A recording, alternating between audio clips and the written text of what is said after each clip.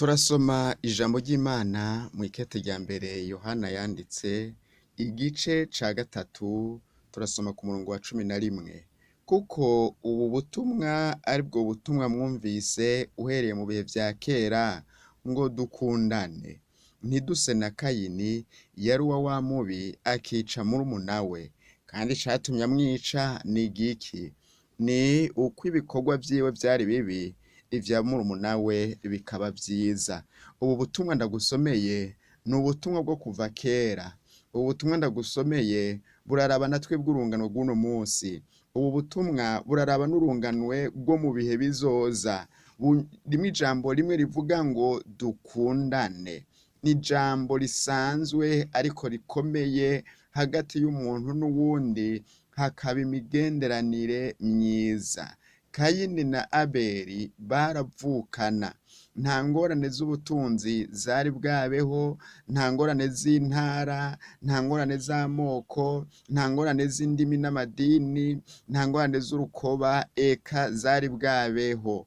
Ariko kubera ishari ngo naka arandushije gukora neza, kubera ishari ngo naka arandushije gukundwa, kubera ishari ngo naka arandushije amasifa, kubera ishari ngo naka arantwaye icicaro, kubera ishari ngo naka aranduse, kubera ishari ngo naka ivyo aronse nije nayo ndabikwiye. Urwanko rurakura, ruvyara ivyiyumviro, ruvyara imigambi mibi, ubwicanyi ngubwo buraje. Umunsi umwe Kayini ngo abwira Abeli ati nuze dusohoke tuje gutembera mu gahinga.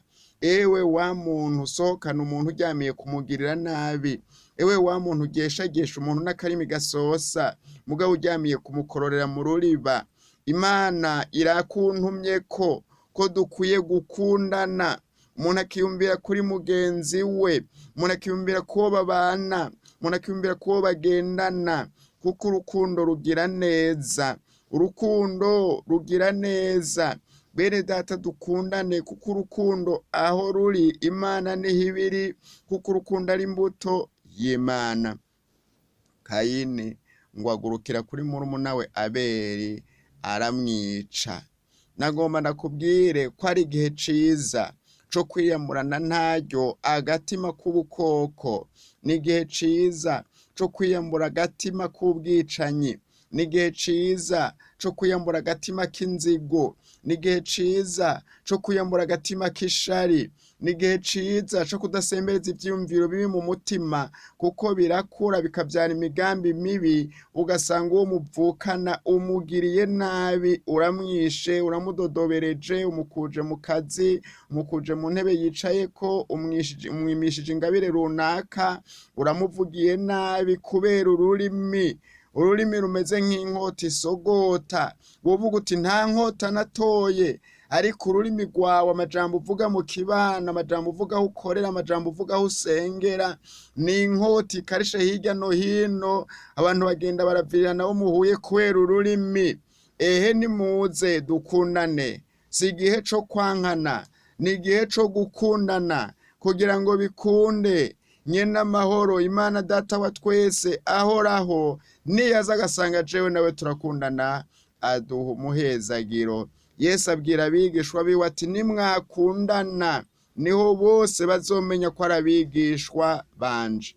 Abantu naho tutokundana ibikoko vyo bizokundana. Abantu naho tutokundana amabuye abubatsi barayubaka neza ugasanga arakundana. Abantu naho tutokundana ubwatsi babupanze neza usanga bwegeranye bugakundana. Birakwiye ko turusha ibitavuga n'ibitagira ubwenge kwiyuzuza tugakundana. Duta kabi, twiyubake, twubake abo tuvukana, twubake ingo zacu, twubake imiryango. Imana nayo iduhezagire. Ndakwifurije umugisha w'Imana. Ndakwifurije kudasa na Kayini ariko se na Yesu Kristo, wambara umutima w'urukundo, wambara umutima w'ineza, wambara umutima w'ikigongwe, wambara umutima wo kwicisha bugufi iminsi yose. Ugendere mu rukundo kandi ugaragaze urukundo. Ni mwene so Odasi Banyankirubusa agushikirije buno butumwa bwo kwiyambura umutima mubi wa Kayini ukambara umutima w'urukundo. ukaba ufise ikibazo ni kwa ya nimero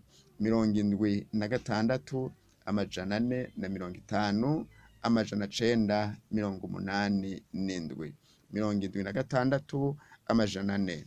987 76 450 987.